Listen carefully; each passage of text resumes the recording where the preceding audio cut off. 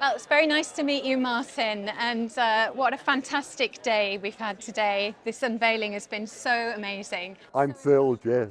I'm thrilled with the response, certainly. And of course, seeing it for myself for the first time it's been very anxious because it's been 2 years in the planning, and you see it in computer screen, you see the development of the work, and it's such a responsibility handing over to quilters because you're dealing in materials and concepts that I'd never worked with before, and to see it finally behind me is such a relief, so I'm thrilled. Oh, fantastic, fantastic. And on that subject, what has been, because you're a designer yourself, so what has been the most exciting part of the design process for you? I think right from the very beginning I was aware that there were 8 aspects to Terry's life, and I wanted something, a device somewhere to hold it all together. And I wasn't sure how we were going to do that at all. And I got inspiration from the decimal coin system in the UK, whereby if you put all the coins together, there is in fact a design that goes through it. And I thought, okay, we can do something with that. So I kind of gave each of the designers a little bit of a piece that would eventually build the heart. And you take a huge risk with that because you don't know what people are going to do with it. And they said, what do you want us to do? And I said, doesn't matter. It can be as subtle as you like, or it can be as stark as black and white. Do your own thing, but put it in there. But to see when it all comes together and they join so perfectly, I'm so relieved. That's like, yes, it worked. It's absolutely fantastic. It's wonderful. And it's such an emotional day. I shed a tear there. Then, Richard was reminding us. I get very caught up with the technical and the work and the project.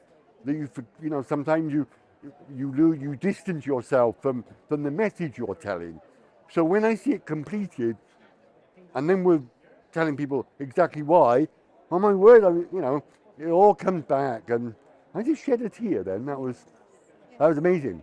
Yes. Yeah, it's a deeply personal piece, and Yes. for people who may only know Terry in terms of him being the figurehead of Terrence Higgins Trust. I think that there was certainly on Rupert and myself, we underplayed Terry a little bit. We played him down because our mission and what we're trying to achieve is important.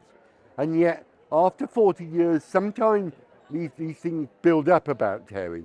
And I think really it is a time for us, our age also, to flesh him out a bit.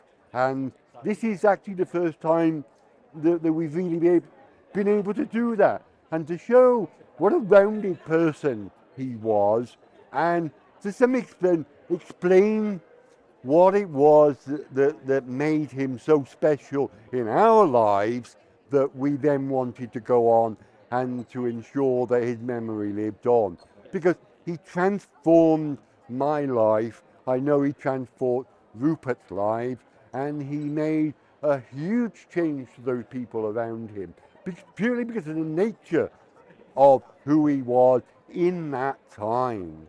And, I will always be grateful. I wouldn't be the person I am today without Terry. And I was aware of that at the time, and I was grateful for that because I was a little bit green behind the ears. He told me, grow up, stand on your own 2 feet, do this, do it, fight back. And I'd never heard that before. I was a little bit, young to London. I came here when I was 16. So, you get used to being told by adults what to do. Terry said, stand on your own 2 feet and fight back. And that was something I needed to hear. So when it came to the times and when we lost Terry, that aspect of stand up and do what's right was in our ear a little bit. It never occurred to me not to do something about this. What I never realized at the time, that I would be founding an organization that would be standing here 41 years later talking about. I was busy looking for somebody else to follow, I can give you a hand, I'll hand out leaflets, instead of which, when you're the only person volunteering and standing, then it must be you. That was very difficult for a deaf man in London, a little bit unsure of his own feet anyway, but, you know, I look back and I think, you must have been crazy. But, you know, there we are. Very, very important move, though. Very important move. And in terms of this project, and the reminiscences involved in putting it together, has it reawakened memories? Have you learnt new things about Terry from other people in this project, or has it? How has it changed your life in the time that we've been working on it? This period of the 40 years after Terry has involved, I was lucky enough to be awarded the OBE, a lot of television and radio. And some of that has been very tough, actually. Yeah, there's been times when I thought, oh gosh, we're doing this again. It puts you back in the 80s. And I'm surprised sometimes how long it takes me to pack that away again. Sometimes I've done a television interview and it's been very tough. And I can be down for a week or so later, got to pack all that back again and deal with it. And that gets better. You know, but it's the quilt has kind of brought that to the surface. I'm better at dealing with it now. I'm better at, you know, I'm fine now. But even, you know, 10 minutes ago, there was a tear, and you learn in the end to, you know, just accept that. That's just the way it's always going to be. But grown men are not supposed to cry, you see. So it's a tough world in that, honestly. Yeah. Yeah. Well. There's just one more thing I'd like to ask you about, which is your experience of working with the Quilters Guild. How have you found that? I'm astonished by their patience, because what we're having to do is learn a whole new vocabulary, and that's really tough. And I've worked in graphics for many years, but it's the media. I wanted to do something a little bit different. Some of the materials here I'm using, which aren't traditional materials, like retro reflectives and sparkly stuff and whatever. Those are tough to work with. Working with leather on a quilt is tough. Apparently, they broke a lot of needles.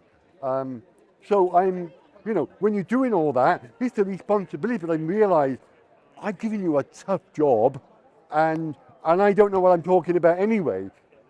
But that's the size I want, that's how I want it to fit. Please don't mess it up. And, you know, coming here today and seeing so many bits that they could have got wrong. There were so many little bits that could have been awful. And they've worked their magic. So, you know, it's been fabulous. I'm thrilled. Thank you. Thank you very much, Martyn. You're welcome.